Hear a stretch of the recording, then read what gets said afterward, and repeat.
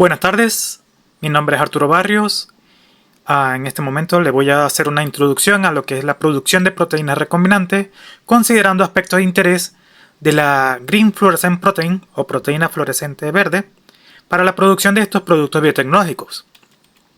En primer lugar, como introducción, tenemos que reconocer que la biotecnología es un campo multidisciplinario que utiliza organismos vivos, células y moléculas para desarrollar productos y tecnologías que benefician a la sociedad. Por otro lado, la ingeniería genética, por su parte, es una rama biotecnológica que se enfoca en la manipulación y modificación del material genético para crear organismos con características específicas. Ambas disciplinas se nutren de diversas ramas de la ciencia, incluyendo la biología molecular, la genética, bioquímica, bioinformática, entre otras. Ambas disciplinas han revolucionado campos como la medicina, la agricultura, la producción de alimentos, la industria farmacéutica y la biotecnología ambiental debido a su potencial para resolver problemas globales y mejorar la calidad de vida de las personas. De esta disciplina vale la pena destacar que las proteínas recombinantes son proteínas producidas mediante técnicas de ingeniería genética que implican la producción de genes específicos en organismos como bacterias, levaduras, células animales o plantas para que éstas produzcan las proteínas o las rutas metabólicas de interés. Vale la pena agregar que estas proteínas pueden ser utilizadas en una variedad de aplicaciones, incluyendo la investigación científica, así como la producción de medicamentos o en la ayuda para la agricultura y la industria alimentaria. Por ejemplo, a través de esta tecnología se ha desarrollado la insulina para el tratamiento de la diabetes, así como factores de coagulación para trastornos hemorrágicos, anticuerpos monoclonales para el cáncer y vacunas recombinantes para prevenir enfermedades infecciosas. Igualmente se ha utilizado o es muy importante la investigación científica al permitir estudiar y comprender mejores procesos biológicos complejos, así como la producción de enzimas industriales, entre otros. Por ejemplo, tenemos en estas interpretaciones la aplicación de la tecnología recombinante en plantas, específicamente en el arroz, para producir el arroz dorado, en el cual se ha incorporado o se han recuperado genes ortólogos o genes que se han dividido por especiación o por diferentes ramificaciones evolutivas, se han podido reincorporar y permitir la producción de beta-carotenos en el arroz, que antes era blanco, ahora arroz dorado. Ahora bien, ¿cómo es este método de producción de proteínas recombinantes?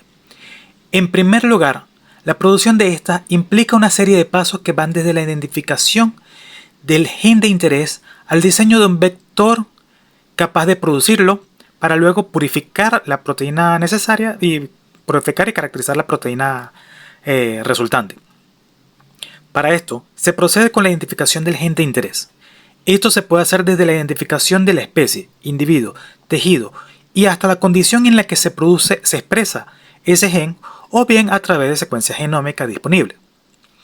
Principalmente, el gen aislado se obtiene gracias al uso de enzimas de restricción que procuran generar una secuencia específica con bordes cohesivos.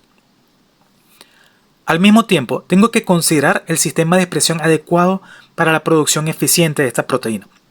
Por ejemplo, ¿qué especie hospedera voy a utilizar? No es lo mismo utilizar una bacteria que una levadura o la de un animal o una planta. Y asimismo dentro de las mismas especies de bacterias y animales. La capacidad de plegamiento y procesamiento posttraduccional requerida para la proteína es necesaria tenerla en consideración. Y así como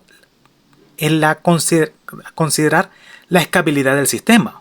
No es lo mismo hacerlo en laboratorio que hacerlo a producción a gran escala a niveles industriales.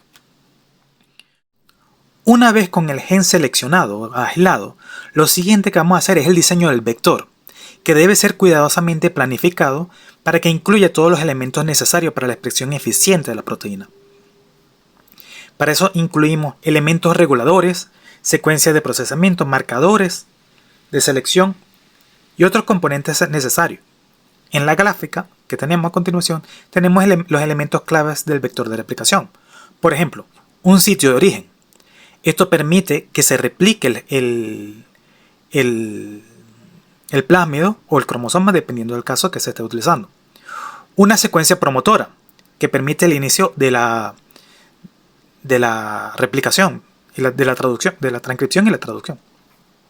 Estos deben ser adecuados para controlar la expresión del gen de interés en el sistema de expresión elegido. Esto a su vez está relacionado a veces con la fuerza del promotor, que sumado a la presencia de elementos de regulación adicionales y a la compatibilidad con la maquinaria celular, son factores importantes a considerar. También tenemos secuencias de identificación o reportes como también proteínas TAC, que también incluyen un sitio de clivaje por si acaso quiero separarla de esta proteína. En este caso ya vamos a seguir hablando de esto con otras proteínas especiales, incluyendo la Green Fluorescent Protein. También tenemos secuencias terminador o secuencias de terminación de la traducción proteica, así para que hasta aquí es la proteína que quiero identificar, producir. Y también puedo tener en ese vector de clonación marcadores de selección, como resistencia a antibióticos, para así poder identificar las células transformadas de aquellas que no incluyeron la secuencia, el vector de interés. En la siguiente tabla tenemos los promotores comunes que se utilizan en E. coli. Por ejemplo, en primer lugar tenemos que es muy común utilizar el promotor lactosa, uno que es altamente conocido. También podemos utilizar el promotor triptofano, que funciona a partir del agotamiento del triptofano. Otros pueden ser el promotor de lambda, el cual se induce a través del aumento de la temperatura. De esta manera, solamente cambiando la temperatura puedo promover o iniciar la producción de la proteína, entre otros allá adelante. Como estaba mencionando, dentro del diseño del vector de clonación, debo incluir genes de reporte o tag protein. Aquí en la tabla de la diapositiva presentada por Liu en el año 2003, presenta los genes de reporte más comunes en sistemas bacterianos. Tenemos algunos en los cuales son exclusivos de otras especies, por lo cual su transformación en una célula bacteriana es completamente nuevo, lo cual me permite identificar a una cepa específica, a una cepa transformada específicamente. Otras son, por ejemplo, dependientes del sustrato, entonces solamente las voy a ver en función de las condiciones o del sustrato que yo le esté suministrando en el medio de cultivo. Y finalmente, por ejemplo, tenemos la Green Fluorescent Protein, la cual puede ser medida in situ gracias al cambio de color de esta proteína. Esta en particular, este Green Fluorescent Protein, es de gran interés, ha sido revisado bastante en la literatura gracias a su capacidad para plegarse, incluso cuando están fusionados a otras proteínas celulares, lo que le ha permitido no solamente estudiar la biología de las proteínas en vivo, sino pintarlas sin la necesidad de un cromóforo. De esta manera, una proteína de interés se puede monitorear en células o incluso en animales enteros sin tener que purificar, etiquetar o administrar la proteína a otra célula. No tengo que aislarla, yo puedo estudiarla en la célula. Muy fascinante. Sin embargo, dentro del diseño hay que tener más consideraciones al momento de usar esta y otras proteínas marcadoras. Por ejemplo, SNAP señala varios escenarios de posicionamiento apropiados para una proteína fluorescente. En esta gráfica se señalan como sitios preferidos de fusión aquellos que se indican mediante caritas felices, en iconos de caritas felices. Y los dominios que se intentan evitar están mediante iconos de caritas tristes. Además se identifica como una estructura terciaria a la derecha la proteína fluorescente como un cilindro fusionado en el sitio óptimo. Por ejemplo, en el primer lugar tenemos una proteína globular expresada en el citoplasma que puede tener la Green Fluorescent Protein fusionada en un extremo N-terminal o C-terminal. El autor advierte que dependiendo del sitio del dominio funcional, puede resultar útil conocer o realizar ambas construcciones posibles por separado. Asimismo, puedo tener, o en segundo lugar, tenemos un caso de una proteína luminal, hipotética, o tubular, por ejemplo, la cual contiene una secuencia señal SS en un extremo N terminal y un dominio maduro y una secuencia de retención KDL. El autor recomienda que es mejor posicionar la proteína inmediatamente después de la secuencia señal SS o antes de la secuencia de retención para evitar que interfiera con el funcionamiento de cualquiera de estas secuencias de interés de importancia. Asimismo, en tercer y cuarto lugar tenemos las proteínas transmembranas, en las cuales recomienda que no se debe agregar la proteína fluorescente dentro o cerca del sitio transmembrana, ya que altera el dominio y causa problemas con la integración con la membrana. Y lo mismo sucede si es una proteína con varios motivos o se repiten los motivos de transmembrana, y tampoco recomienda hacerlo entre bucles para respetar el plegamiento y posibles sitios o dominios funcionales en caso de un canal o una proteína de reconocimiento transmembrana. Una vez construido el vector de expresión o el vector recombinante, se recomienda hacer una secuencia para identificar que esté incluido el gen de interés y los elementos reguladores necesarios. De esta manera, la verificación de la integridad y funcionalidad del vector es crucial para garantizar su eficacia en la producción de proteínas recombinantes. A partir de este paso, proviene la transformación del sistema hospedante, siendo el vector de expresión introducido en un sistema apropiado y coherente para la producción y modificación de las proteínas. En este sentido, contamos con bacterias, levaduras, líneas celulares de mamíferos o plantas. Y la transformación puede involucrar diferentes metodologías como electroporación, microinyección y otras como la biobalística, para asegurar la entrada del vector en la célula a estudiar. De esta manera, una vez introducido el vector en el sistema hospedante, se busca la expresión y producción de la proteína por parte de la célula transformada. Ahora bien, ¿cómo son estos sistemas hospedantes de producción? En primer lugar, tenemos las bacterias, que son ampliamente utilizadas para la producción de proteínas recombinantes debido a su facilidad de cultivo y manipulación genética. Igualmente, como lo acabo de mencionar, su ventaja es que es de fácil manipulación genética. Tiene una alta tasa de crecimiento y reproducción. Y por su fácil manejo es altamente económico para cultivar a gran escala. Desventaja: tiene problemas de plegamiento y modificación posttraduccional para proteínas complejas. No tiene aparato de Golgi. Tiene limitaciones en la glicosilación y otras modificaciones posttraduccionales. Como alternativa, tenemos las levaduras, que son utilizadas para la producción de proteínas recombinantes, especialmente aquellas que requieren un plegamiento complejo y modificaciones posttraduccionales similares a las células eucariotas. Entre sus ventajas, es la que acabo de mencionar, es su capacidad de realizar modificaciones posttraduccionales complejas, permite la producción de proteínas complejas con mayor eficiencia que las bacterias, utiliza sistemas de regulación de expresión bien caracterizados. Sin embargo, como desventaja es que tiene menor capacidad para realizar modificaciones específicas como glicosilación humana. También puede presentar problemas de plegamiento en algunas proteínas.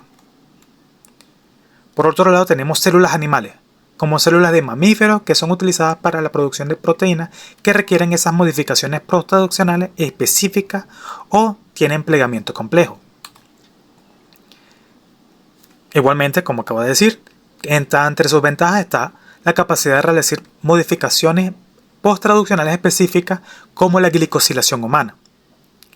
Permite la producción de proteínas complejas con plegamiento adecuado. Asimismo, permite una adecuada producción de proteínas terapéuticas. Por el otro lado, tenemos como desventaja que tiene un costo más alto en comparación con bacterias y levaduras. Y tiene una menor tasa de crecimiento y reproducción. Por otro lado, también tenemos las plantas transgénicas, que pueden ser utilizadas para producir proteínas recombinantes en grandes cantidades y pueden ser particularmente útiles en aplicaciones agrícolas e industriales. tenemos la misma situación en donde tenemos capacidad para producir grandes cantidades de proteínas a bajo costo, como ventaja. Pues son capaces de realizar modificaciones post-traduccionales similares a las células humanas y son adecuadas para aplicaciones agrícolas e industriales. Como desventaja es que tienen un menor costo, un menor control sobre la expresión de proteínas en comparación con otros sistemas.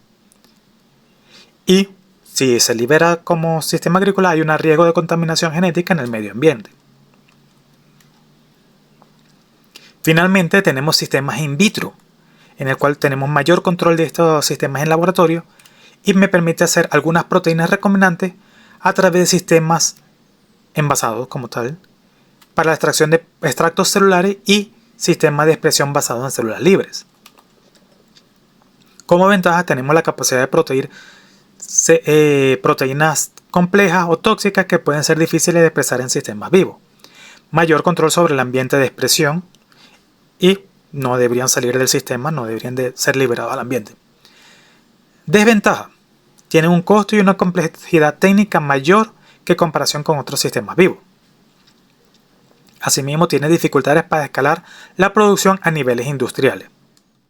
Ahora bien, ya con el gen seleccionado, el vector construido y diseñado y construido, insertado en el sistema de hospedante y promoviendo su cultivo y producción de la proteína, queda la parte de la producción y purificación de la proteína recombinante.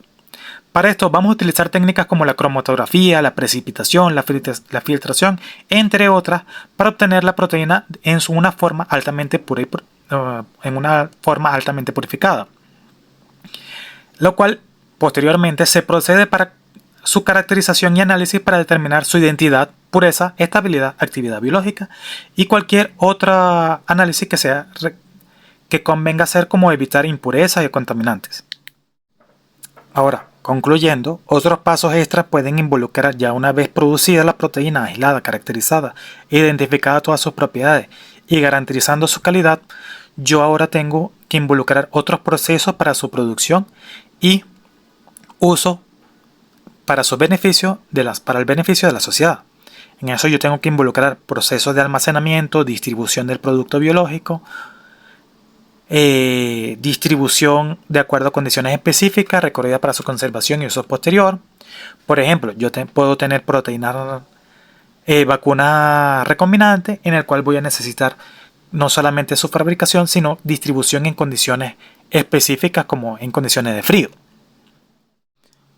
Ahora, a modo de conclusión, podemos ver que a través de métodos recombinantes puedo tener moléculas que de forma sintética costarían mucho tiempo y recursos producir, especialmente proteínas específicas y especializadas que, según escenarios de transformación con organismos particulares, puedo tener proteínas con modificaciones más elaboradas.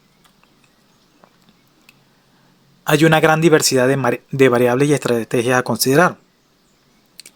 Es cuestión a gusto del consumidor balancear la maniobra más apropiada para aislar un gen, generar un vector de clonación, seleccionar el seguimiento más apropiado para producir cómodamente la proteína y así generar el avance científico o productivo que se está buscando.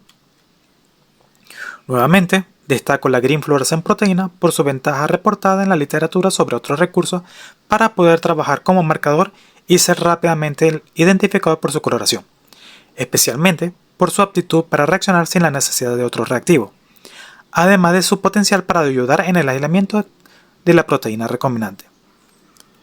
Sin nada más que agregar, agradezco a todos su atención. Les dejo la bibliografía un poquito más adelante. Muchas gracias.